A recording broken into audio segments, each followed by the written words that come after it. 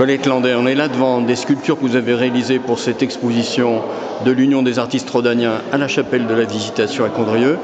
Ce sont des personnages là qui sont agrippés à une construction. Qu'est-ce que vous avez voulu signifier en réalisant ce travail artistique? Eh bien, c'est un travail qui démontre un thème qui m'est cher et qu'on retrouve tout au long de mes créations, c'est-à-dire l'enfermement. On est prisonnier toute notre vie, on est obligé par des contraintes, des devoirs, et on ne fait pas ce qu'on veut tout le temps. Un chanteur disait petite boîte très étroite. Vous vous rappelez peut-être Graham Allwright, il y a quelques dizaines d'années? Non, je ne connais pas. Et donc là, si vous voulez, ce sont des personnages. J'ai appelé cette œuvre Et pourquoi pas moi? Parce qu'il y a une histoire. Vous voyez des personnages d'escalade. Là, vous avez le symbole d'une femme, et là, c'est un homme.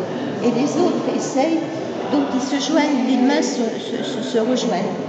Et les autres sont là autour et aimeraient bien être choisis. Et en fait, je l'ai appelé « Et pourquoi pas moi? Pourquoi lui? Pourquoi pas moi ?» Voilà. Mais le thème est l'enfermement. Alors la matière, ce sont des sachets de thé usagés que je colle sur du grillage à poule. Et les taches, tout ça, c'est des taches du thé, puisque bon, ils ont servi les sachets.